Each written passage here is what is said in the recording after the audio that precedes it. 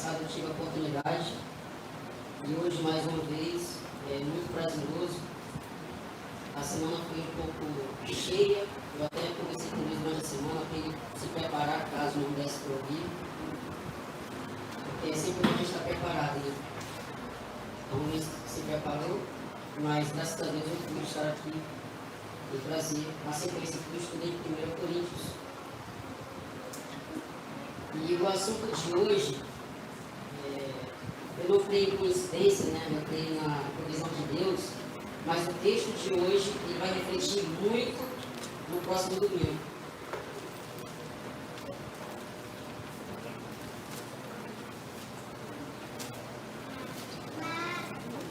Primeira Coríntios, capítulo 11, versículos 17 a 34. Vai ser refletir bastante no próximo domingo, porque será o primeiro domingo do mês de fevereiro. Nosso pastor estará presente e nós iremos participar da ceia do Senhor. Então, o assunto desse nosso estudo, o nosso tema é prontos para a ceia. E aí nós vamos entender que Paulo, ele inicia essa perícope já trazendo uma exortação diante de uma divisão que existe na igreja a respeito de um problema que provavelmente estava sendo referido a pessoas ricas e pobres, a pessoas mais favorecidas, a pessoas menos favorecidas, a pessoas que possuíam mais bens, a pessoas que não possuíam tantos bens, relacionado às refeições da ceia do Senhor. Ou seja, após ele instruir, como nós vimos na semana passada, sobre a verdadeira adoração, ele continua o seu conceito dizendo, olha só, a ceia também é adoração ao Senhor. Mas antes do nosso estudo, eu vou chamar as crianças do maternal para nós orarmos e vamos para a salinha. Vitória e Juliana.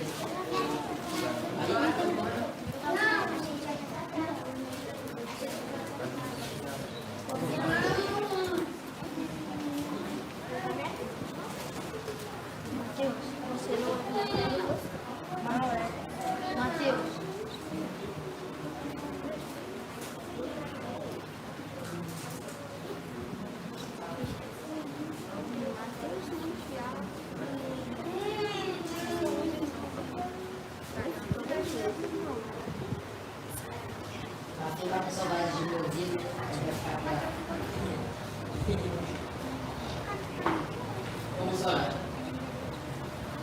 Pai Santo, é prazeroso, como eu falei agora há pouco em oração.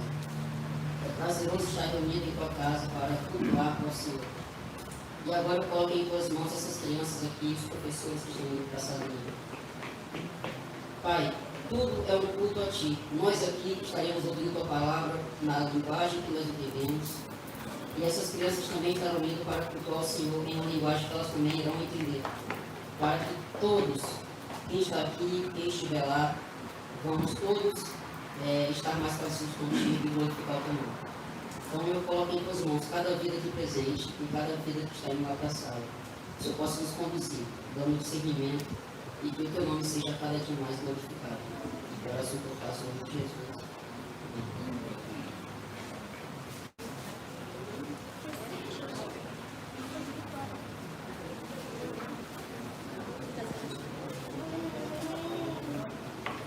Então, como eu falei, se Paulo, após ele dar umas instruções quanto à verdadeira adoração, e aqui ele dá uma sequência do seu estudo, do seu ensinamento, que a ceia do Senhor também é adoração, não deve haver divisões, mas união. Já que a ceia do Senhor nada mais é do que um ato de comunhão com o próprio Senhor. Então, por que divisões? Paulo começa exortando. Quanto à ceia do Senhor também, irmãos, alguns historiadores, alguns pesquisadores, eu não anotei nomes porque cada um tem opiniões não diferentes, mas acréscimos diferentes. Eles citam alguns possíveis alimentos que existiam naquelas ceias, com base na história, com base na cultura dos judeus. Então eles citam alguns alimentos além do pão e do vinho que nós estamos acostumados a ler, porque está na Bíblia. Pão e vinho. Jesus parte o pão, Jesus também distribui o vinho. Mas a ceia do Senhor não se limita a pão e vinho. Podemos lembrar também que essa ceia, que Paulo está se referindo aqui nessa película, ele está trazendo uma alusão justamente ao que Cristo fez na última ceia, e o que Cristo também comeu na última ceia era uma alusão ao que aconteceu no Êxodo. Então, alguém sabe qual alimento que tinha na última ceia deles, antes de saírem do Egito? Era só pão e vinho? Não, tinha também cordeiro.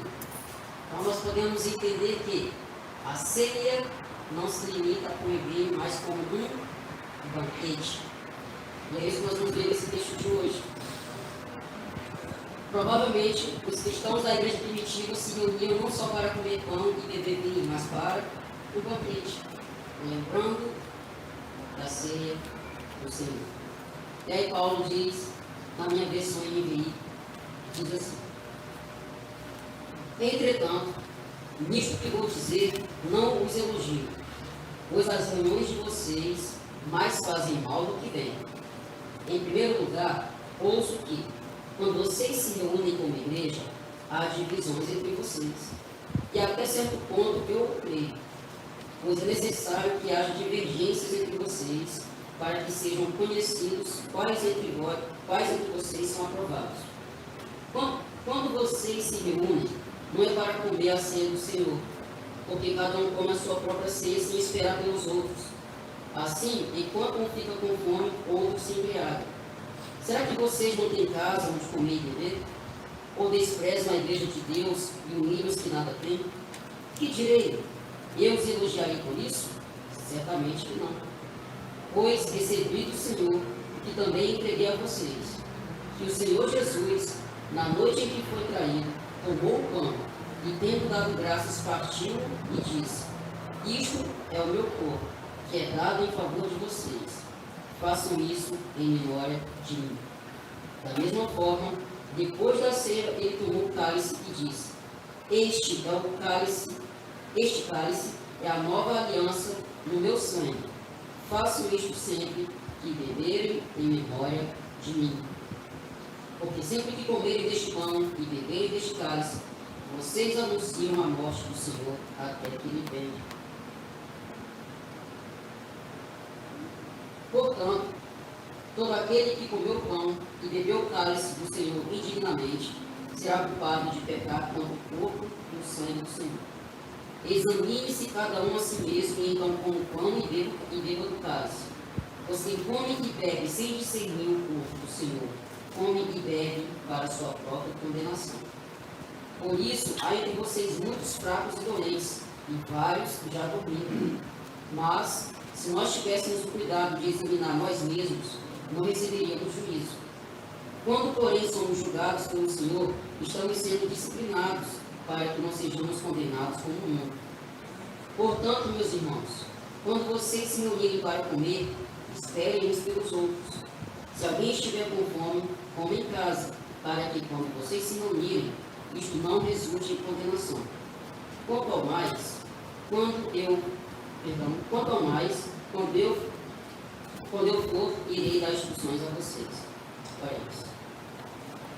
Santo Deus, mais uma vez, tua palavra é clara e que nós possamos novamente estar prontos para ouvir e sermos moldados como vaso na mão de Deus. Nós oramos em nome de Deus. Diante desta leitura, eu cheguei à grande ideia do texto.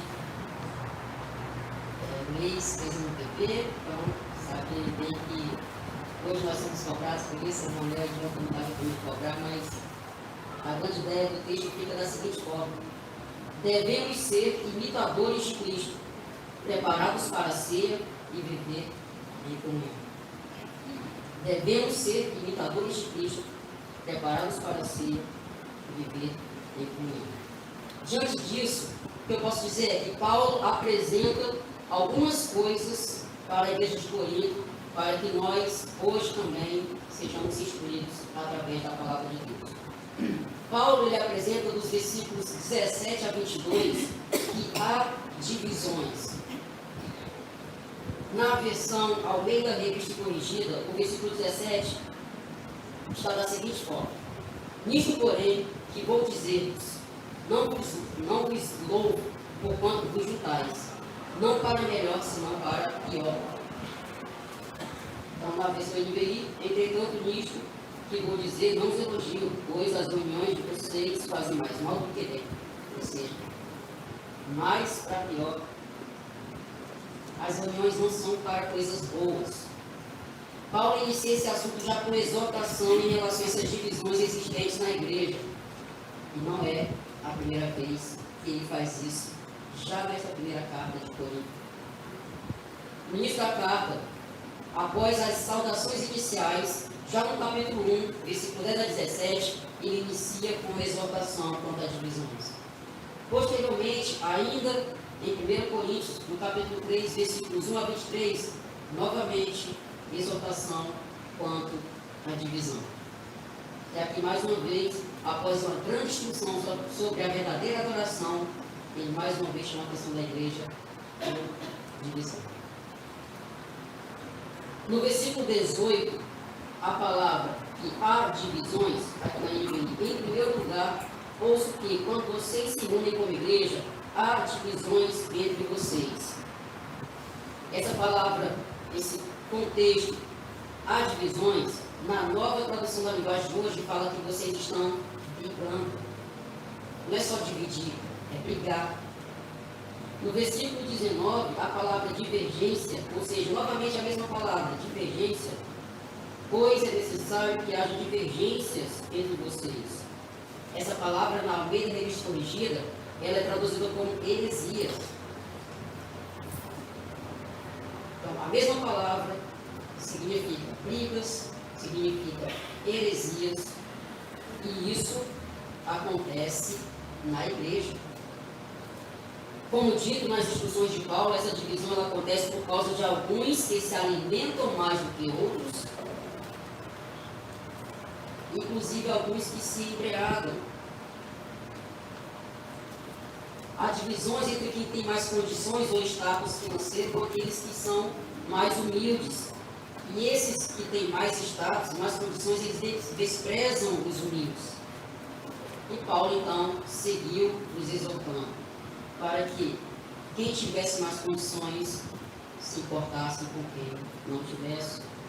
Porque o texto ele deixa bem claro que alguns de vocês não é para comer a ceia do Senhor, porque cada um só come a sua própria ceia, sem esperar pelos outros.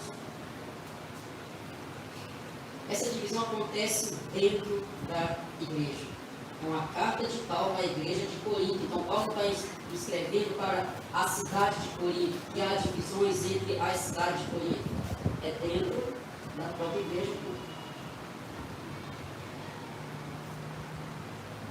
A nossa ceia hoje, IDEP, em memória de Cristo, se resume ao pão e ao suco de uva. Mas quando nós fazemos um banquete, diferente da igreja de Corinto, a gente sim sabe partilhar muito bem os banquetes, porque às vezes quem traz algum tipo de prato, normalmente nem come aquele prato, porque a gente acaba juntando a mesa e todo mundo se serve alegremente, comendo de tudo quanto é prato, servindo um pouco de cada. Então, quanto à igreja de Corinto, a IBEP, nesse caso, a IBEP está bem. A gente não come só do que leva e deixa quem não tem sem comer. A gente junta a mesa e come de tudo um pouco. Mas vamos pensar na comunhão também aqui. Nossa igreja, vamos pensar na comunhão. Nossa igreja, ela está em comunhão durante a ceia.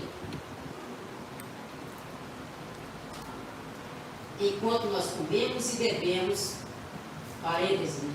Até coloquei parênteses para não esquecer. Enquanto comemos e bebemos, a bebida é água, suco e refrigerante. Enquanto comemos e bebemos, será que nós estamos de fato referindo uma ceia, oferecendo uma ceia ao Senhor em comunhão com os nossos irmãos? Raramente nós demoramos com conversas. Raramente nós paramos para saber como está o irmão ou contar nossa vida para o irmão. Raramente, nos nossos banquetes, nós contamos ao Senhor, participando da vida uns dos outros. Comemos, bebemos e vamos embora. Ou seja, a igreja de Corinto, Paulo foi mais a fundo. Nem o alimento vocês dividem. Mas vamos entender, como sempre, que a Bíblia, ela deixa o texto claro, mas nós precisamos entender, como nós já estudamos alguma vez, o contexto e o significado, a essência daquela mensagem. Nós e Pepe dividimos o pão, mas não partilhamos da comunhão. Comemos, bebemos, não nos embriagamos, mas comemos, bebemos e vamos embora. Então, há divisões. Seja qual for, há divisões. A outra situação que Paulo nos deixa está entre os versículos 23 a 27. O exemplo em memória de Cristo.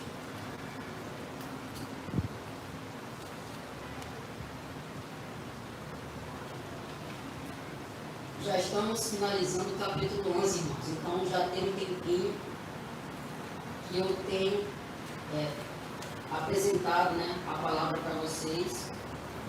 Os irmãos costumam estudar outras cartas de Paulo e é padrão. Paulo, ele criou um padrão para aqueles amantes de língua portuguesa. Quando você vai fazer redação, você tem um padrão de redação. Eu, apesar de...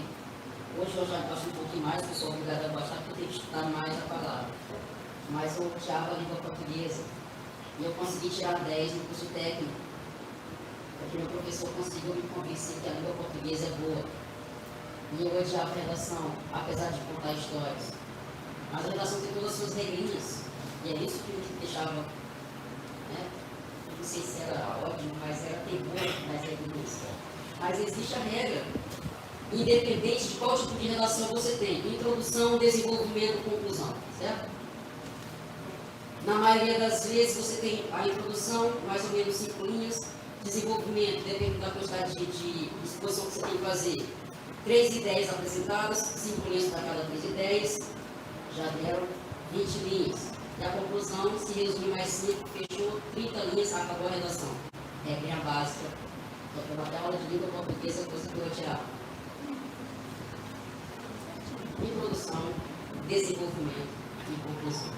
Paulo, ele dá a introdução, que nesse caso é a exortação ou o elogio. Então, Paulo, ele iniciou a sua carta, e a cada período, a cada texto que ele quer tratar com a igreja, ou ele começa elogiando, depois apresenta o exemplo, depois conclui, ou ele exorta, como ele fez aqui, e como nós já sabemos, agora ele apresenta um exemplo a ser seguido. Paulo sempre joga o assunto, ele apresenta um exemplo a ser seguido, e posteriormente ele vai fazer a outra parte das cartas dele. Então, ele, após essa exortação, para falar, há divisões. Olha só, o problema é esse aqui, jogou na mesa, está aqui o problema, há divisões aqui em vocês. Agora ele apresenta o exemplo a ser seguido. E sabe o que é o mais interessante de tudo? Cristo é sempre o centro. Paulo, ele não fala alguma coisa e usa, não sei o que eu posso usar de exemplo, porque tudo que a gente fala agora é preconceito. Mas usa o Zezinho como exemplo. Usa o Felipe de como exemplo. Não. Paulo, ele joga o pecado na mesa e fala, o exemplo é Cristo. E aí, nos versículos 23 a 27, o exemplo em memória de Cristo. E esse é o texto que nós estamos acostumados a ouvir quando nós vamos participar da ceia do Senhor. Então, domingo que vem, quando o pastor for aqui anunciar a ceia nesse texto, nós estaremos mais atentos a isso. Versículos 23 a 27. Pois recebi do Senhor o que também entreguei a vocês. Que o Senhor Jesus, na noite que foi traído, tomou o pão e, tendo dado graças, partiu e disse: Isto é o meu corpo, que é dado em favor de vocês. Façam isto em memória de mim. E aí ele continua, mais um exemplo de Cristo. Da mesma forma, depois da ceia, tomou o cálice e disse: Este é o cálice da nova aliança, este cálice é a nova aliança do Senhor. Façam isto sempre por beberem em memória de mim. Porque sempre que comerem deste cálice, sempre que comerem deste pão e beberem deste cálice, vocês anunciam a morte do Senhor até que ele venha. Portanto, todo aquele que comer o pão ou beber do cálice do Senhor indignamente será culpado de pecar contra o corpo e o sangue do Senhor. Ele lembra a igreja de Corinto sob em memória de quem a igreja ceia. O próprio Jesus é o exemplo a ser seguido. Se a ceia é em memória de Cristo, quem deve ser o exemplo a ser seguido?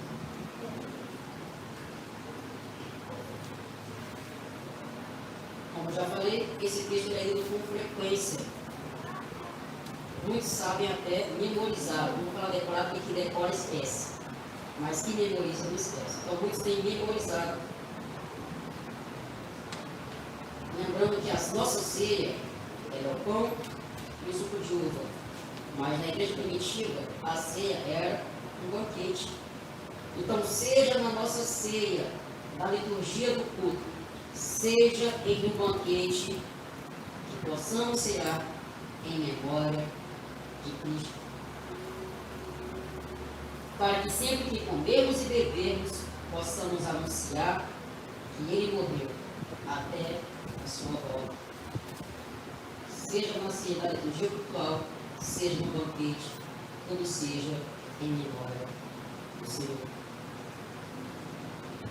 Como eu falei, assim como em uma redação tem introdução, desenvolvimento e conclusão, Paulo ele tem: joga o pecado na mesa, apresenta o exemplo a ser seguido e agora dá instruções de como alcançar o exemplo. Irmãos, só por curiosidade, leiam as cartas de Paulo e não fiquem só com o meu quando eu falo que existe um padrão. Leiam e percebam isso. É muito interessante como ele faz esse jogo. A cada assunto tomado, ele tem a mesma gravativa. E aí agora dá instruções para a ceia do Senhor.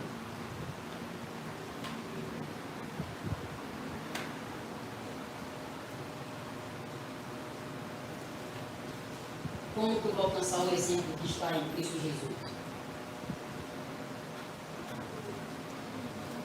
A ceia é em memória de Cristo. E para que eu possa de fato entender isso, Paulo fala: façam uma autoavaliação. Se autoavaliem, é a expressão de Paulo: se autoavaliem. Peçam para que Deus sonde o coração de vocês. Isso serve para mim, tá? Isso serve para mim. A cada dia pedir a Deus para sondar meu coração. Paulo ele fala para a igreja: autoavaliem-se, para que vocês tenham discernimento, para evitar o juízo de Deus.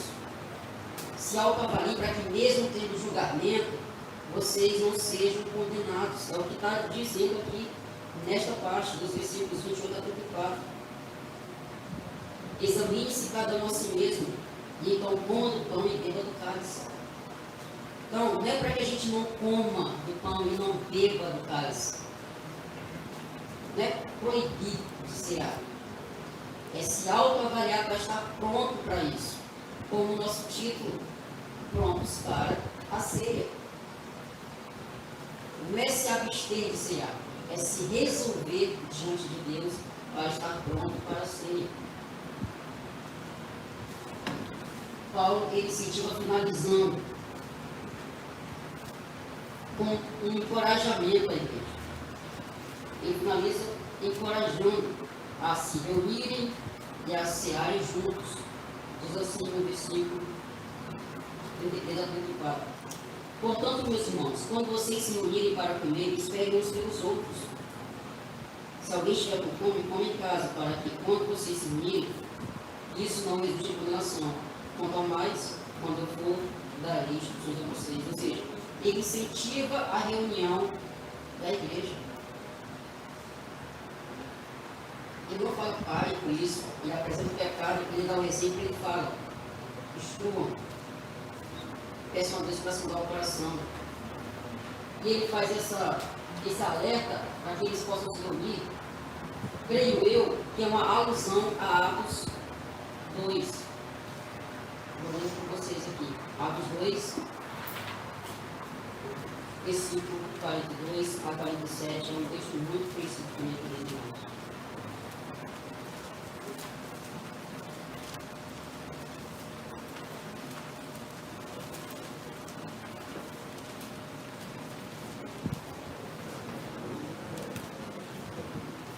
Atos 2, 42 a 47. Eles se dedicavam ao ensino dos apóstolos e à comunhão, ao partir do pão e às orações. Todos estavam cheios de temor e muitas maravilhas e sinais eram feitas pelos apóstolos. Os que criam mantinham-se unidos e tinham tudo em comum. Vendendo suas propriedades e bens, distribuíam a cada um conforme a sua necessidade.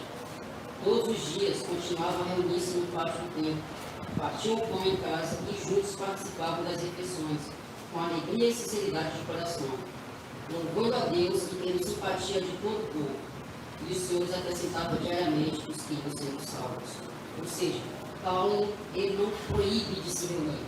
Ao contrário, ele incentiva a reunir e que todos tenham comunhão. Que haja de fato prazer na reunião da igreja. E aí eu me pergunto a vocês e peço que vocês possam refletir para essas perguntas que eu vou fazer.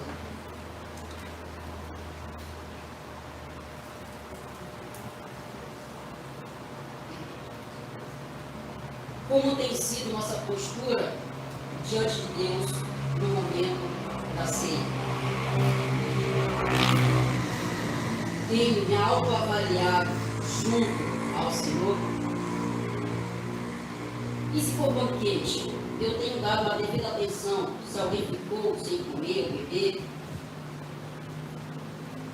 E se não ficou ninguém sem comer ou beber, eu tenho participado da vida do meu irmão, perguntando sobre sua vida, ou expondo a minha vida, prestando contas? Como anda a minha comunhão com meus irmãos? São perguntas básicas para estarmos prontos para a ceia. E diante disso, nós temos as aplicações que ficam da seguinte forma: vivamos em comunhão. Ao invés de divisão, sejamos unidos, vivendo em comunhão, como Deus é na Trindade. Pai, Filho e Espírito Santo, em comunhão. Talvez o exemplo a seguirmos. Talvez não, com certeza o exemplo a seguirmos. Como Cristo nos ensinou ao longo do seu ministério, devemos viver em comunhão. Em comunhão não é só reunir o povo para comer e beber, é participarmos da vida uns dos outros. É engraçado que a gente confunde a palavra comunhão quando fala, vamos fazer algo lá em casa para ter uma comunhão. Não precisa marcar algo para ter comunhão. Comunhão é o convívio diário, mesmo sem marcar. É como eu costumo dizer, que eu olho para o João, ele olha para mim, a gente sabe que o outro está passando só e olhar e falar assim, o que você tem? Eu sei que nós aqui na igreja temos isso, algumas pessoas, mas não é para haver divisões, é para sermos uns com os outros. Então, participem da vida uns dos outros.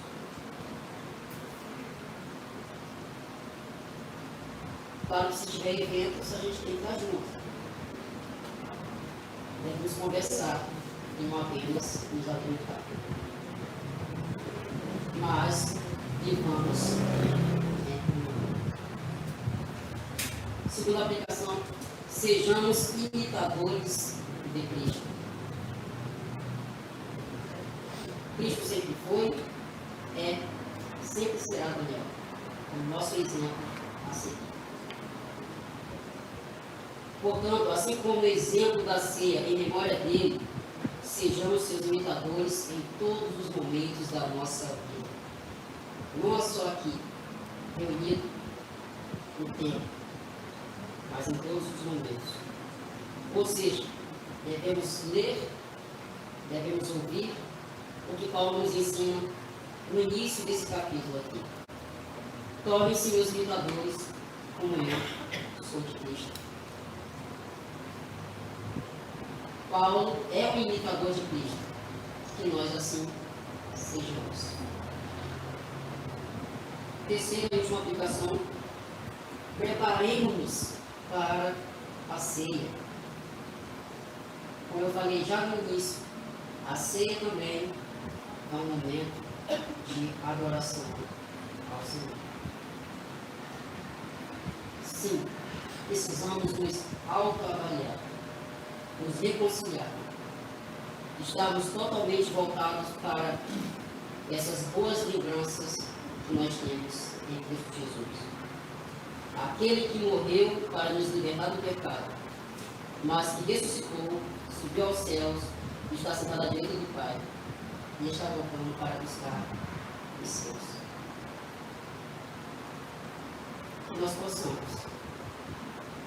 estar prontos para ser o Senhor.